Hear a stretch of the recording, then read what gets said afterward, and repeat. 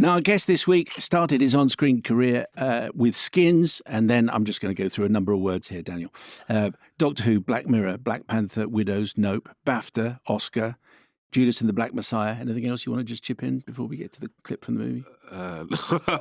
No, yeah. That'll do. It's Daniel Kaluuya. He's here. His directorial debut is The Kitchen, has just landed on Netflix. We'll talk with Daniel after you've heard this from the movie. Anyway, this is Benji. Kid's nuts on the back, you know. Wheelies, all of that. You saying better than me? Yeah, we'll get there. We'll get there. Interrogatory. Easy. Question. We can show them to the bedrooms and that. Trying to get some yard food, I'm not gonna lie. Saying yard food. What, the jerk hut? Is that down here spot still? So I'm trying to sit around for dead. It's a clip from The Kitchen. Daniel Kaluuya is with us. So just before you explain what's going on in that clip, Daniel, you're a co-writer, you're a producer and a co-director on this movie, and which has been simmering away in your mind for how long? We're talking like 10 years, over 10 years, yeah. Yeah, we did the taster tape for it to get commissioned January 2014. That's when we shot it, so it's January 2024. And did it take so long just because these things take a long time and you're very busy? I think it takes a long time, but also there was a standard that we wanted, co-directed with Kermode Tavares. There was a standard that we wanted that we weren't there yet. Do you know what I mean? As filmmakers, as storytellers, and I think we hadn't got mined the actual heart of the story, and we kind of like floated around it. We had to be real with ourselves as artists in order to get to a more realised space. And has the idea of The Kitchen changed in those 10 years, or has it stayed pretty much faithful to how you were? When we did the taster tape, it was basically Reservoir Dogs at a barbershop. I'll go and see that. Yeah, that was why I thought. But and then it just that would be 20 minutes the iteration that we had. So then it just grew, and then Kidbay, who was an architecture background, we wanted to build worlds, and we felt like at that time British cinema was about very minimalism, and we wanted to do maximalism. We wanted to make something with scale, and I think the culture had to change, and everything had to happen in order for this to be realised. So what is The Kitchen? The Kitchen is this self-sufficient community, and everyone's been moved out in London, like all the social housing, and it's the last one standing. And basically, the government want to move them on, and they're saying no. Like, they're just resisting, we're not moving. And it follows this guy called Izzy, who hates his community, who wants out, he wants to leave, but he hasn't got enough money to, and he works in this funeral home, where they turn bodies into trees. And it's set in a not near future. And he sees that his ex has died, and then he goes to his ex's funeral. He sees his ex as a son, and then the dates match, and then the journey starts from there with them.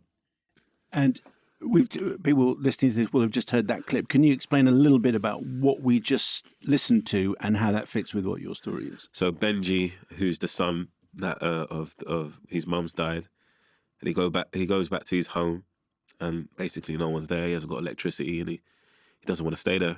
And he sees this man, Izzy, played by Kane Robinson, and he's like, I think I know him. I think he knows me, and I'm going to go to him. And he goes to the kitchen. Izzy lives in the kitchen. Goes to the kitchen, doesn't find him, but finds these kids who are basically orphans too. And then they try to rob him. He says no.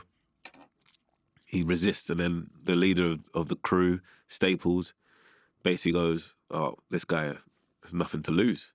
He can tell that he has no one," and brings him in, and he lets him stay. And then you see that all this front that Benji's got, he's hurting inside, and he really misses his mum. And it's just whether Izzy and Benji are going to find each other after he lands in the kitchen. So that self-sufficient community of the kitchen is kind of we're narrated through it by Lord Kitchener.